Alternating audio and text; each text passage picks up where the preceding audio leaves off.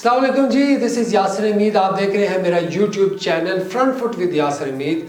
जैसे कि मैंने आपको पहले बताया था, जब हमने स्टार्ट किया था पहली वीडियो में, अगर आपको याद हो तो मैंने आपको कहा था कि हम क्रिकेट के डिफरेंट सेगमेंट्स लेके आएंगे, डिफरेंट चीज़ें लेके आएंगे और कुछ इसमें हम क्रिकेट टेक्निक्स पे बात करेंगे, हम कुछ क्रिकेट के अपडेट्स पे बात करेंगे, एनालिसिस होंगे।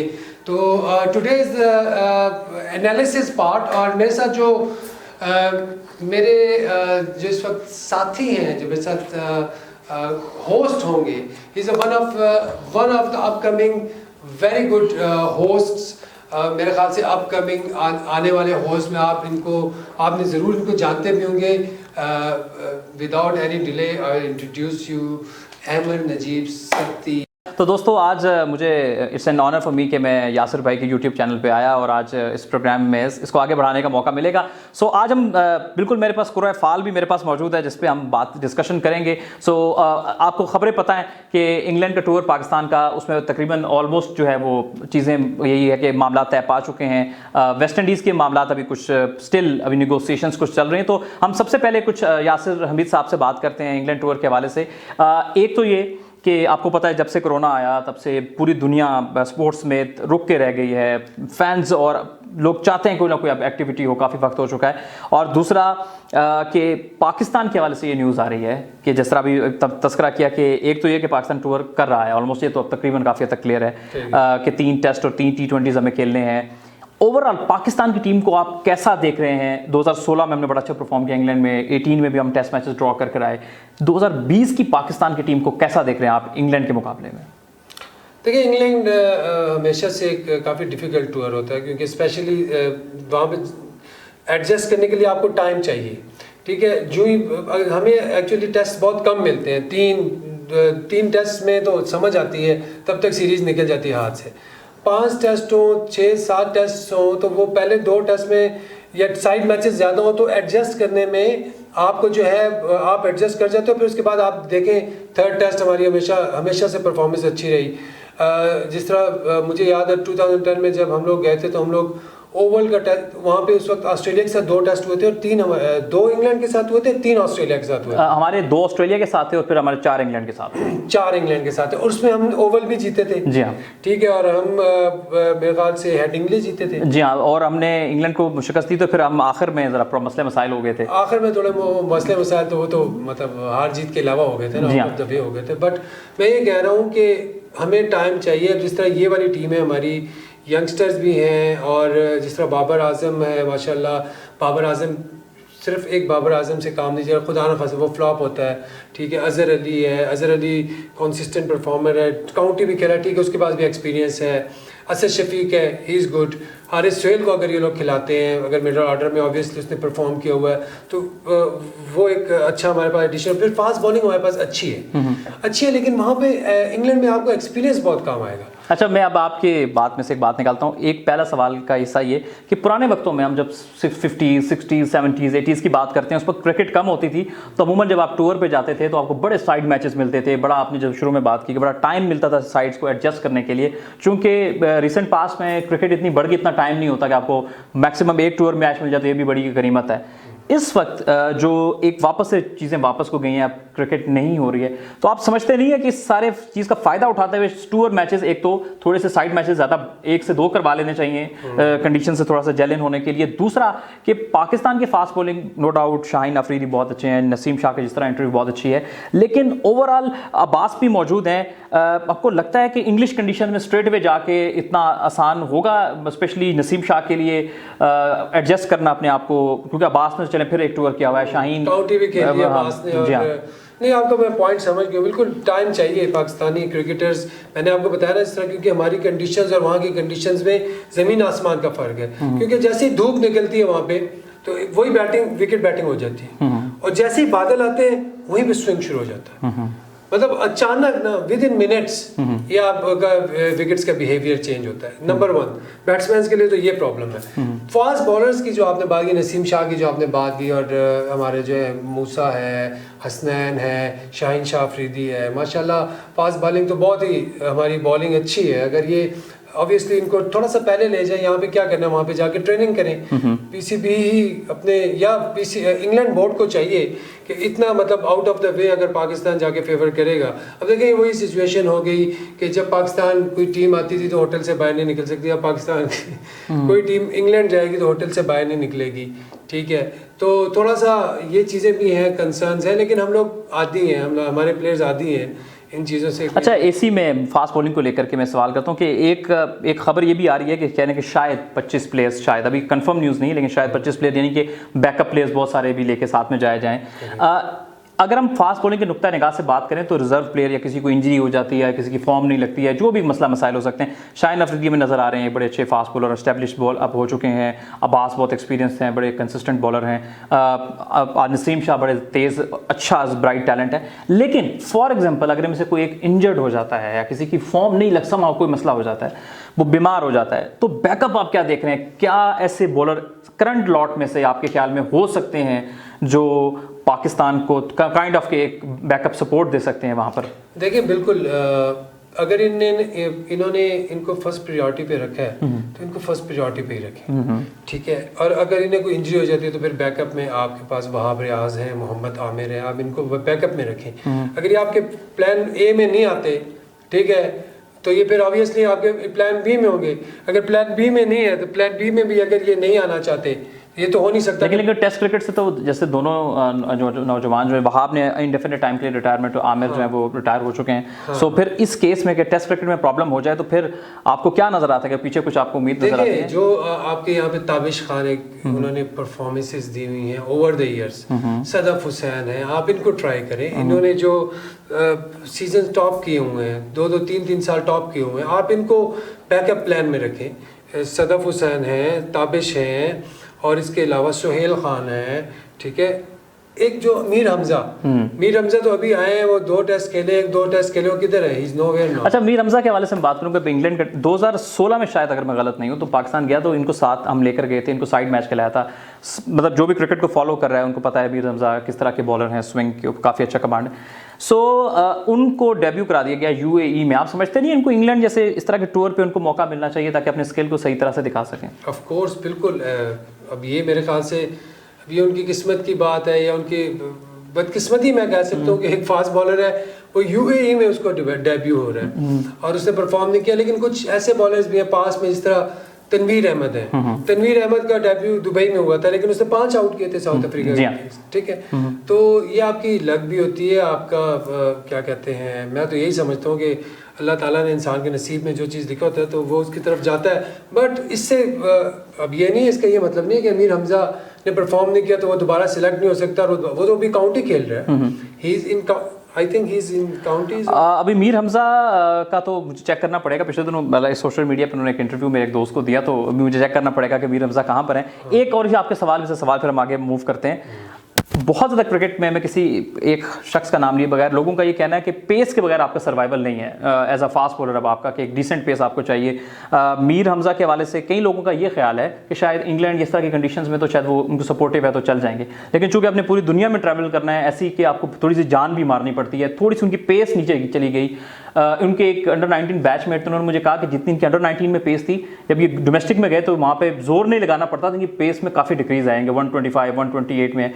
ये कितना इंपॉर्टेंट है एक फास्ट बॉलर के लिए कि अपनी थोड़ी बहुत पेस पे भी उनको वर्क करना पड़ेगा? आप कितना समझते हैं कि ज़रूरी है? देखिए, पेस तो ज़रूरी है मेरे ख्याल से। अब जो कि क्रिकेट, जो हमारे फास्ट बॉलर्स यंगस्टर्स हैं ना, वो PSL उनके माइंड में है कि यार मैं किसी तरीके से PSL में आ जाऊँ। तो आपको देखिए, मूसा मिला, आपको मिला नसीम शाह, आपको मिले हसनैन।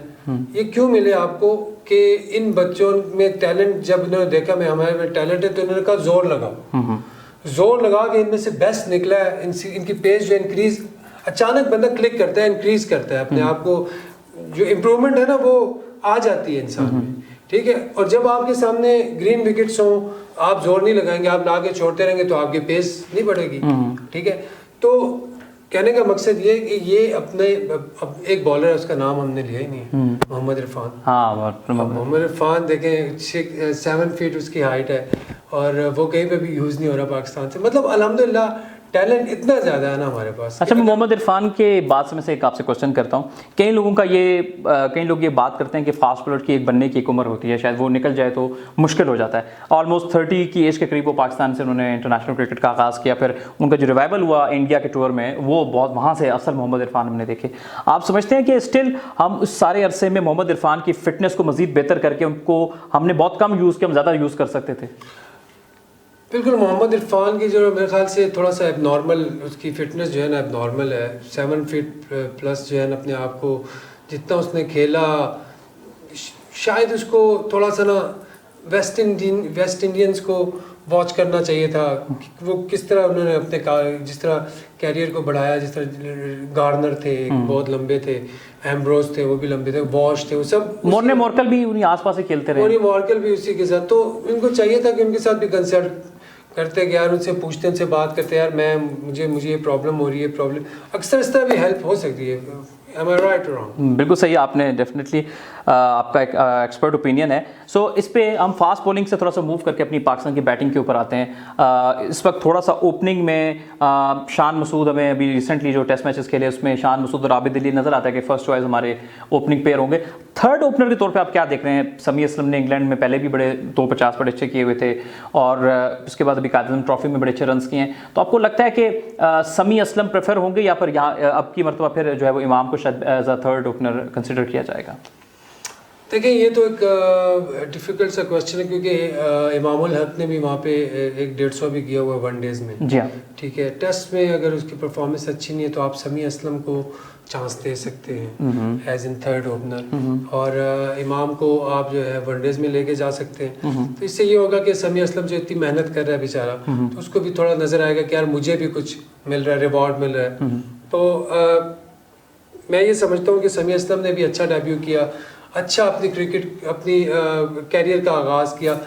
इन्होंने ही खेलना है, इन्हीं लड़कों ने खेलना है फ्यूचर में, ठीक है ना, तो लेकिन इनको साथ साथ खिलाना चाहिए ऑन एंड ऑफ। अभी समी असलम को अगर बनता है तो आई थिंक कि समी असलम की टेक्निक भी अच्छी है, वो बड़ा लेट खेलता है बॉल को, ठीक है, बॉल को आने देता है अपने पास। इमाम is also very good player. इमाम के पास थोड़ा सा ये कि इमाम इम्प्रोवाइजेशन भी करता है, थोड़ी सी T20 और 1 डे के हिसाब से उसके अंदर ये थोड़ी सी चीज़ है, कोई इम्प्रोवाइज़ करता है। समी असलम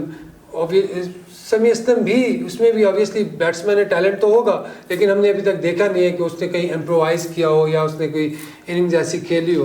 बट कॉन्सिस्टेंटली खिलाना चाहिए आपको। इनको चाहिए कि यार आप इमाम को आपने इधर खिलाना है, समी को इधर खिलाना है, तो दोनों जो है खेलते रहे। अच्छा, अभी हम टिपिकली अगर टेस्ट क्रिकेट के सिनेरियो को देखें तो अगर हम मिडिल ऑर्डर पे मूव करें, अजहर अली, असद शफीक तो हमारे परमानेंट मेंबर्स, सीनियर प्लेयर हैं इस वक्त पाकिस्तान की टीम में।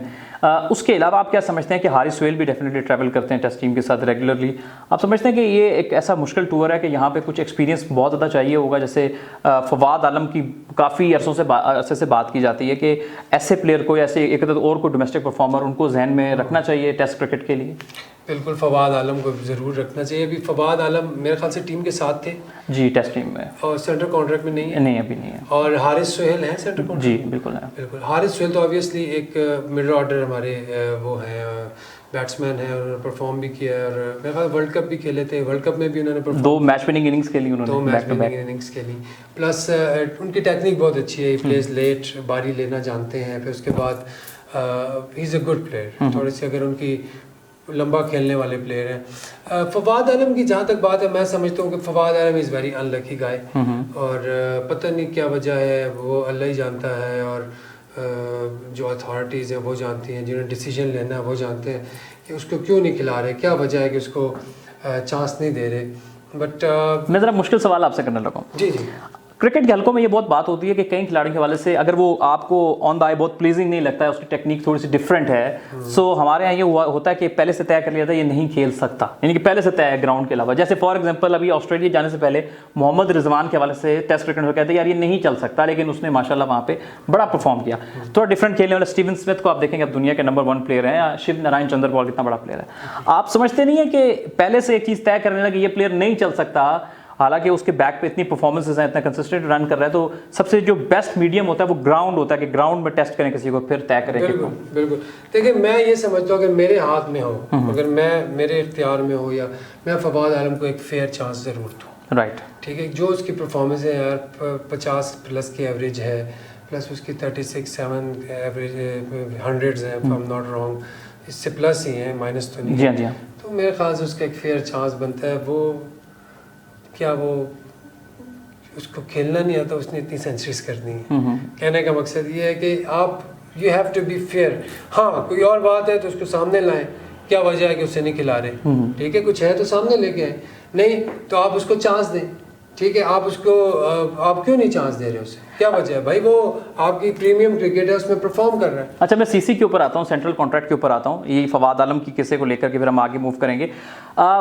अभी ये कहा जा रहा है कि अभी हम एक बड़ा प्रीमियम किस्म का एक कॉन्ट्रैक्ट मजीद इंट्रोड्यूस करवाएंगे, जिसमें हम डोमेस्टिक के टॉप परफॉर्मर्स में फवाद आलम या खुशदिल शाह का नाम लिया गया, इस तरह के और लड़कों को इंट्रोड्यूस करवाएंगे। तो आप समझते नहीं है कि बेहतर नहीं है कि आप यू डोमेस्टिक के तो पहले से ही कॉन्ट्रैक्ट मौजूद हैं, आप इस तरह के प्लेयर को ज़रा नेशनल सेंट्रल कॉन्ट्रैक्ट में, आपके सी पहले तो हमारी डी कैटेगरी भी होती थी, ई भी होती थी, तो इस तरह की कैटेगरी में डाल दें, जो अपने उनको ओब्लाइज करना वहाँ कर दें, ज़रा उनको भी अच्छा लगेगा कि यार हम नेशनल जो है वो सेंट्रल कॉन्ट्रैक्ट का हिस्सा है। तो बेहतर नहीं था कि वहाँ पर उनको एडजस्ट कर दिया जाता? आई थिंक ऑब्वियसली होता तो है कि थोड़ा सा ये इट्स ऑल हेयर, ठीक है ना।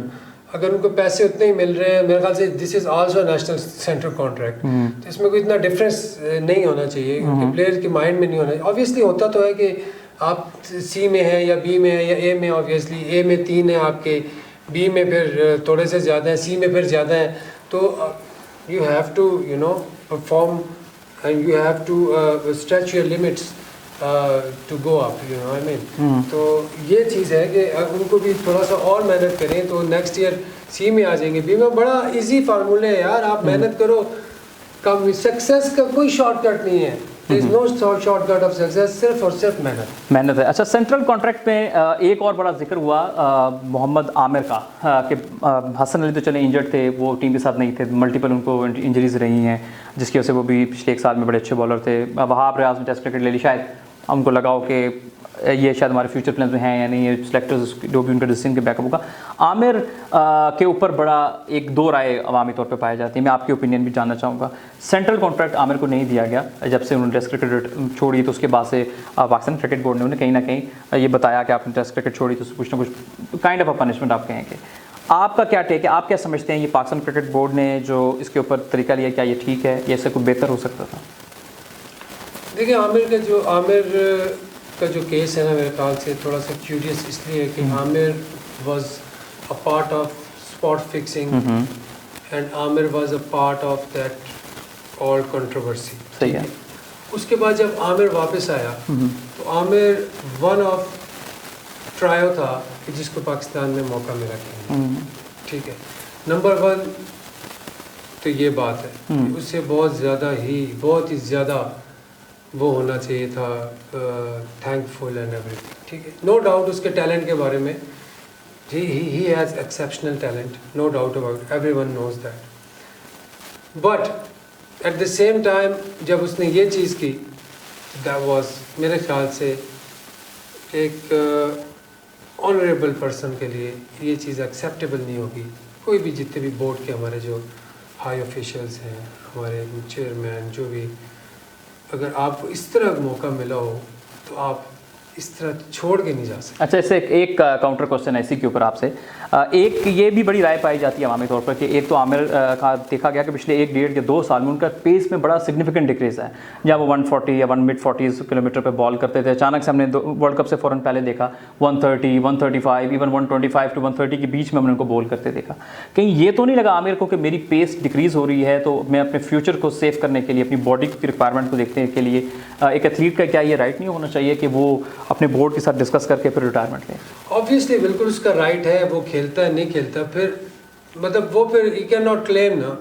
लाइक मैं ये कह रहा हूँ कि अगर आप जो मर्जी क्रिकेट खेलो, अगर आपको क्रिकेट मिल रही है, T20 की क्रिकेट मिल रही है और आप उसको प्रेफर कर रहे हो पाकिस्तान की क्रिकेट पे, तो फिर आपका फिर अगर आपको सेंट्रल कॉन्ट्रैक्ट नहीं मिलता तो यू हैव नो राइट, मतलब किसी को कोई राइट नहीं है, किसी को कोई फिर बात करने का हक नहीं है कि यार उसको क्यों नहीं मिला। आई मीन देखें, जो उसका केस बड़ा एक स्पेशल किस्म का था, एक्सेप्शनल केस था उसका, इससे गलती हुई, उसने एतराफ़ किया, उसको माफ़ किया, वो वापस आया, उसने परफॉर्म किया, उसको सेंट्रल कॉन्ट्रैक्ट दिया, A दिया, B दिया, ठीक है, और फिर क्या कहते हैं उसने टेस्ट क्रिकेट छोड़ दी, वेरी यंग एज में छोड़ी है। हाँ 32 33 होता तो हम कहते 27 था, अभी वो 3 4 5 साल खेल सकता था। तो इसलिए सारे जितने भी इवन वसीम भाई ने, वसीम अकरम जैसे लेजेंड हमारे, वो उन्होंने कहा है कि यार he is very young and he could play, और I am not sure why they. तो आप वाली बात सही है कि उनका राइट है, क्योंकि T20 क्रिकेट इतनी ज़्यादा हो गई है कि उनके लिए थोड़ा सा इसको इसी बात को आगे लेके चलते हैं। अच्छा, इस क्वेश्चन की ये जो अभी पाकिस्तान क्रिकेट बोर्ड ने जो एक डिसीजन लिया, इसकी टाइमिंग को आप कैसे देख रहे हैं? क्योंकि T20 वर्ल्ड कप जो है वो ज़्यादा दूर नहीं है, कुछ माह की दूरी पर है। आपको लगता है कि इस वक्त इस तरह के डिसीजन लेने से थोड़ा सा ज़रा टीम खलबली मच सकती है टीम के कॉम्बिनेशन में?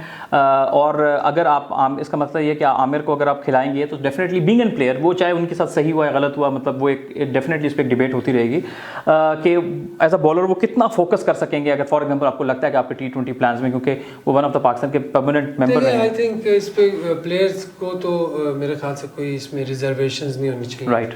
उसकी वजह ये है कि ऑलरेडी एक क्वारंटाइन से गुजर रहे हैं, ठीक है, और क्वारंटीन से गुजर रहे हैं, और इस वक्त तो ऑलरेडी इतनी डिप्रेशन है वर्ल्डली कि मेरे ख्याल से जो भी आएगा प्लेयर्स को, अगर आ रहा है नहीं आ रहा तो ये उन्होंने यही कहना है कि इट्स ऑलराइट, ठीक है, कोई मसला नहीं। मेरा नहीं ख्याल क्योंकि इस तरह की कोई चीज़ होगी। अच्छा, सेंट्रल कॉन्ट्रैक्ट से थोड़ा सा हम आगे मूव करते हैं और हमने अपनी वीडियो को इख्तिताम की तरफ भी लेके चलना है। आप ये कैसे देख रहे हैं कि अब न्यूज़ ये बन रही है कि वेस्ट इंडीज़ ने ये कहा है कि इंग्लैंड क्रिकेट बोर्ड से कि आप हमें एक तो थोड़ा सा सेफ्टी की भी श्योरिटी दें, कि सेफ्टी के बारे में बताएं कि क्या सेफ्टी मेजर्स आप लेंगे हमारे प्लेयर्स के हवाले से। दूसरा ये कि आपको पता है वेस्ट इंडीज़ क्रिकेट बोर्ड में थोड़ा सा पैसों का इशू रहता है उनके साथ, सो उन्होंने थोड़ा सा उस तरह की भी मदद की हेल्प की मांगी है इंग्लैंड क्रिकेट बोर्ड से। सो अब ये बड़ी डिपेंडेंट बात है कि होता है उनकी ये मामला तय बातें नहीं आते, लेकिन लगता है कि शायद इन केस कि पाकिस्तान बने वो पहला मुल्क जो कि स्पोर्ट्स का रिवाइवल स्पेशली क्रिकेट में को एक बार फिर शुरू करे। और माइकल अथर्टन ने इसके हवाले से वेस्ट इंडीज़ को भी बीच में इंक्लूड करके बड़ा खूबसूरत ट्वीट किया था कि ये वो एक वो वक्त था कि पाकिस्तान कहता था कि हमें रिवाइवल करें आके इंटरनेशनल क्रिकेट के यहाँ पर। अब पाकिस्तान इस पोजीशन में आ गया कि वो रिवाइवल की तरफ लेके जाएगा। तो इस सारे सिनेरियो को आप कैसे देख रहे हैं? मैं इसको तो यही है कि देखें, माइकल अथर्टन ने जो ट्वीट की है इसमें बिल्कुल साफ उसने बहुत अच्छा उसने मैसेज दिया कि यार वेस्ट इंडीज और पाकिस्तान अगर रखती हैं तो इंग्लैंड को भी करना चाहिए, एक जनरॉसिटी शो करनी चाहिए, ठीक है। तो पाकिस्तान को इस वक्त फुल अपने जो कार्ड्स हैं इसमें खेलने चाहिए। इसमें मतलब जो भी है उनसे आप रिटर्न लें कि यार आपने इंग्लैंड का टूर करना है, अपने टूर मैचेस बढ़ाएं, ठीक है। जो उनसे इंसेंटिव्स ले सकते हैं पाकिस्तान को लेने चाहिए। और Pakistan I mean obviously the first country होगा कि यार इस तरह करेगा, ये भी एक हिस्ट्री है। सो व्यूअर्स, ये थी आज की episode front foot with Yasir Hamid, और आई होप कि आपने आज की एपिसोड एंजॉय की होगी। आप आइंदा आने वाली वीडियोस में मुझे यानी अहमद नजीब और यासिर हमीद को इन वीडियोस में देखेंगे। सो आई होप हमारा कंटेंट आप लाइक कर रहे होंगे, और मजीद ऐसी अच्छी वीडियोस को देखने के लिए हमारे यूट्यूब चैनल को देखें, सब्सक्राइब करें, और हाँ, बेल आइकन को क्लिक करना बिल्कुल नहीं भूलिएगा। टिल नाउ फिर आपसे मुलाकात होगी। अपना ख्याल रखिएगा। अल्लाह हाफिज़।